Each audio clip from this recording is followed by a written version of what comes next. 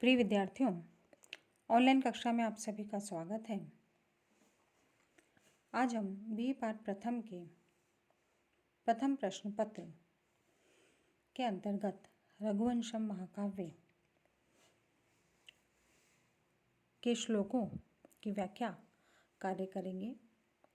तो विद्यार्थियों, पिछली कक्षा में श्लोक संख्या 12 तक हमारी व्याख्या हो चुकी थी। इसी कार्य को आगे बढ़ाते हुए अब हम प्रथम सर के श्लोक संख्या 13 से व्याख्या कार्य प्रारंभ करेंगे।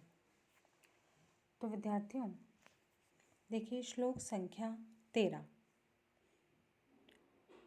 व्यूढोरस्को विषस्कंदः शाल्प्रांशुर महाभुजः आत्मकर्म शमं देहे शात्रो धर्म इवाश्रितः। विद्यार्थियों, व्यूढोरस्कः अर्थात चौड़ी, विशाल वक्ष स्थल वाले अथवा चौड़ी छाती वाले, विषस्कंदः यानी बैल। विषस कौन है? विष कौन है? बैल। बैल के समान स्कंद, कंधे वाले। हम श्लोक का अर्थ देखते हैं। प्रस्तुत श्लोक में महाकवि कालिदास ने महाराज दिलीप की विशेषताओं का वर्णन किया है। इस श्लोक में उन्होंने विशेष रूप से महाराज दिलीप के शारीरिक सौंदर्य, उनकी शारीरिक बनावट का भव्य वर्णन किया है। महाकवि कालिदास इस प्रकार से कह रहे हैं कि विशाल, चौड़ी छाती वाले, विशाल वक्ष स्थल वाले, बैल के समान कंधे वाले, अर्थात बैल के उन्नत और विशालकाय कंधे होते हैं और प्राचीन काल से भारत में प्रसिद्ध हैं। गायों में पुरुष कहा जाता है। उसी प्रकार से महाराज दिलीप के जो कंधे हैं वो बैल के समान ही विशाल हैं और मजबूत हैं। शाल वृक्ष की तरह ऊंची और लंबी भुजाओं वाले। जिस प्रकार से कि शाल वृक्ष की भुजाएं लंबी होती है, ऊंची होती है, उसी प्रकार से महाराज दिलीप की लंबी भुजाएं हैं।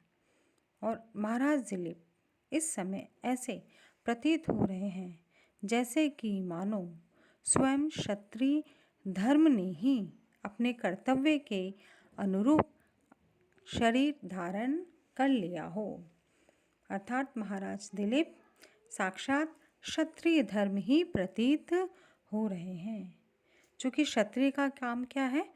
लोगों की, अपने प्रजाजनों को विपत्ति से बचाना। ठीक उसी प्रकार से महाराज दिलीप यहाँ साक्षात क्षत्रिय धर्म के समान प्रतीत हो रहे हैं।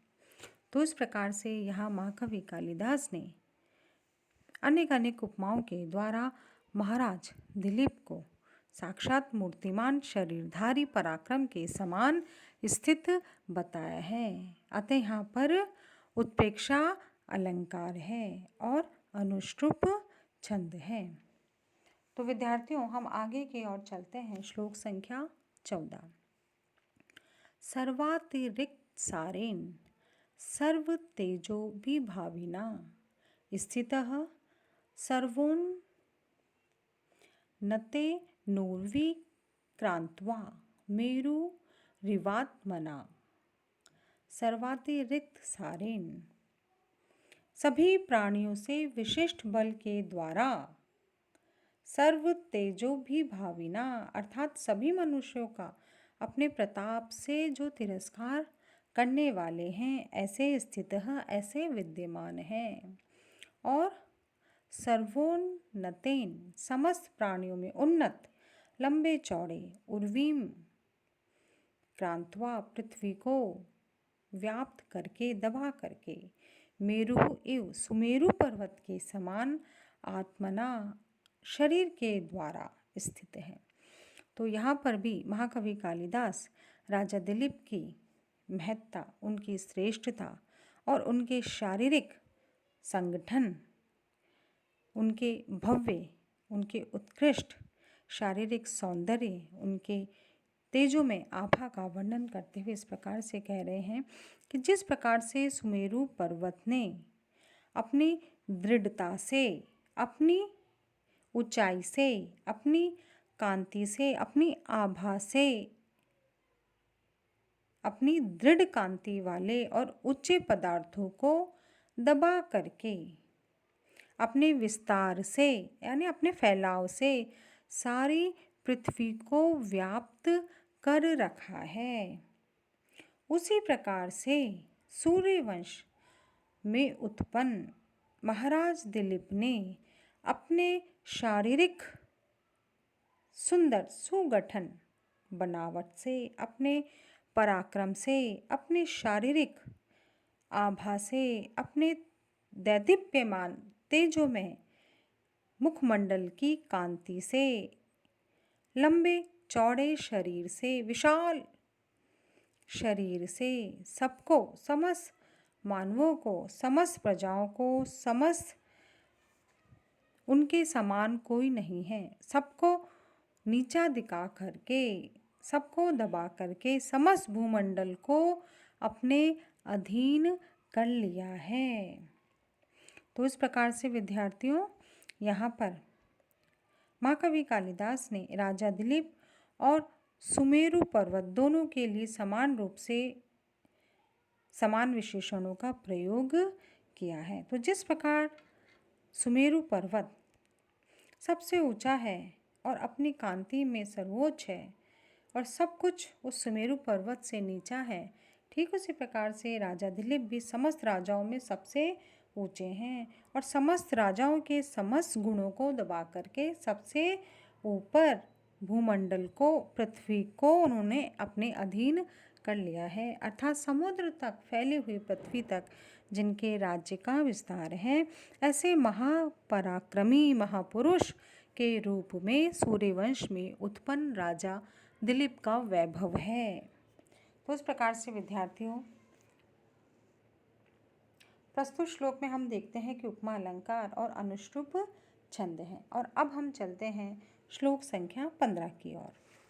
श्लोक देखिए छात्रों। आकार सदृश प्रज्य प्रज्या सदृशागमः आगमहि सदृशारंभ आरंभ सदृश्योदयः। देखिए विद्यार्थियों, आकार सदृश प्रज्य यानी शरीर की आकृति के समान बुद्धि वाले, प्रज्ञया बुद्धि के, सदृशा गमः समान शास्त्रों का अभ्यास करने वाले, आगमहि शास्त्रों के समान, सदृशा रंभः कार्य करने वाले, आरंभ सदृशोदयः और कार्य के समान ही फल सिद्धि वाले कौन है? महाराज दिलीप है। तो इस पद्य में भी महाकवि कालिदास ने महाराज दिलीप की और अनेक विशेषताओं का वर्णन किया है। क्या कहा है कि महाराज दिलीप का शारीरिक सौंदर्य, शारीरिक संगठन और उनकी जो प्रकृति है दोनों एक दूसरे के अनुकूल हैं। कैसे कि महाराज दिलीप का शरीर जितना सुंदर और विशालकाय है, उदात्त है, वैसे ही उनकी कुशाग्र बुद्धि भी है। ऐसा नहीं है कि महाराज दिलीप बहुत लंबे चौड़े हैं, बहुत शारीरिक संगठन वाले हैं, मजबूत हैं, बलवान हैं, तो बुद्धि में कुछ कम है अथवा मूढ़मती है, ऐसा नहीं है। जितना उनका विशालकाय शारीरिक संगठन है वैसे ही उनकी तीक्ष्ण कुशाग्र बुद्धि, अर्थात वो अत्यधिक बुद्धिमान है। यानी जितना बड़ा उनका आकार है वैसे ही तीक्ष्ण कुशाग्र उनकी बुद्धि है और जैसे उनकी तीक्ष्ण बुद्धि है वैसे ही वो शास्त्राभ्यासी भी हैं, अर्थात अत्यंत विद्वान भी हैं। ऐसा नहीं है कि उनके पास शरीर है और बुद्धि है, लेकिन बुद्धि जो है वो कैसी है? विद्वत्ता से पूर्ण है। बुद्धि के द्वारा उन्हें उन्होंने अनेक शास्त्रों का, समस्त विद्याओं का अध्ययन किया है, उनमें पारंगत है। तो इस प्रकार से शास्त्रों का उन्हें संपूर्ण ज्ञान है और जितना अधिक उनका शास्त्राभ्यास है, उनका उद्यम भी वैसा ही है। अर्थात उनके कार्य उनकी विद्या के अनुरूप हैं। ऐसा नहीं है कि उनका शरीर है, उनकी बुद्धि है और उनकी विद्वत्ता है, उसके अनुरूप उनका उद्यम भी है। यानी ऐसा नहीं है कि वो सारी चीज़ें रख कर के अपने पास बैठे हैं, अपितु कार्य भी करते हैं। और कार्य कैसा है? उसी विद्या के अनुरूप है कि सही है कि गलत है, प्रजा के उपयोगी है, प्रजा के पालन के लिए समर्थ है अथवा नहीं है। और जैसे उनके उद्यम हैं, वैसी ही उनकी सफलता भी उन्हें प्राप्त होती है। अर्थात अपने परिश्रम के साथ सफलता भी पूरी तरह से मिलती थी। तो इस प्रकार से यहाँ पर महाकवि कालिदास ने राजा दिलीप की विशेषताओं का बड़ा ही सुंदर विवेचन किया है। तो इस प्रकार से विद्यार्थियों, यहाँ हमारे श्लोकों की व्याख्या समाप्त होती है। धन्यवाद।